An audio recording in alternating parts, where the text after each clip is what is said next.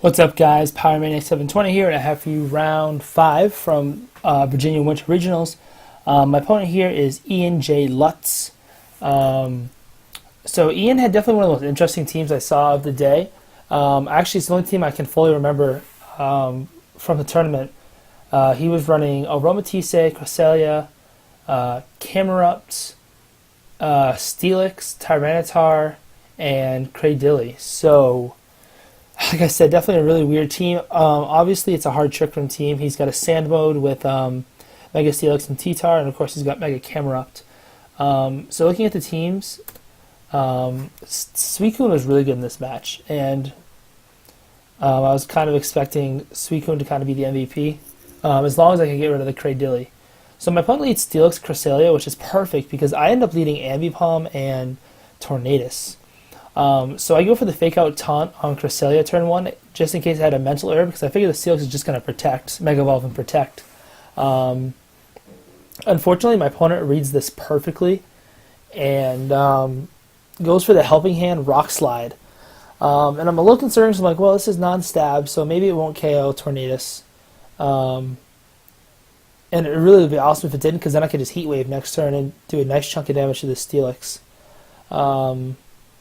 But as you can see, Steelix's Rock Slide connects with both Pokemon, and it is able to knock out Tornadus. I did the calc after, assuming that its max attack, Adamant, it was a damage roll. It was like, I think he had like a 32% chance to Oko me or something like that, 30-something% chance.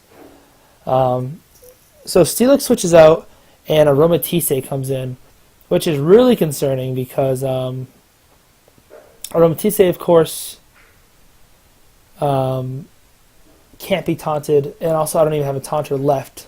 And of course, Aromatisse is super bulky. So I just go for the return on Cresselia, and I also go for the Flare Blitz on it too, because I figured Steelix wasn't going to stay in, or, you know, I figured it's not going to protect. I figured it's either going to protect or switch out. As you can see, Blaziken does miss out on the KO on Cresselia, which really is the turning point in the match. If Cresselia had been KO'd there, Ambipom would have survived, and I could have gunk-shotted Aromatisse for a KO. But at this point, my opponent is able to set up Tailwind, or not Tailwind, my opponent is able to set up Trick Room on this turn, because Flare Blitz, of course, on Aromatisse is very bulky, so it's only going to do about 55%. I do go for an Ice Beam here with Suicune, because I was concerned about the Cradilly switch in, and I was kind of pretty much just going for a freeze there. It's pretty much all I could do. As Psychic comes out on Blaziken and is able to KO it. You know, things just going from bad to worse right now. I'm currently down to 2 Pokemon while my opponent has all 4, with one of them, like I said, being Cradilly.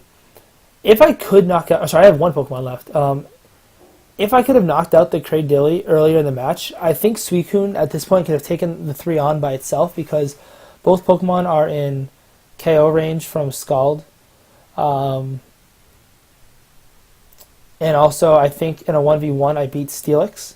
And I could have protected the Silent Trick Room. So, like I said, I definitely was in a tough spot. And of course, it doesn't help. I had the Moonblast special attack drop and the crit there on Psychic. I mean, like I said, it really didn't matter because Cradilly, I really couldn't touch unless I froze it.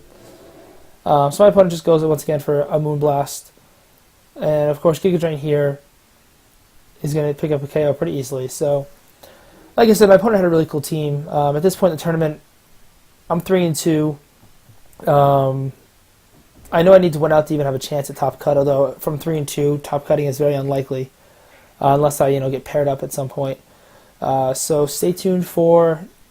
So next round I'll post is round 7, because round 6 was against Trista Medine, which I ended up winning the match, but she didn't want the match posted, so stay tuned for round 7.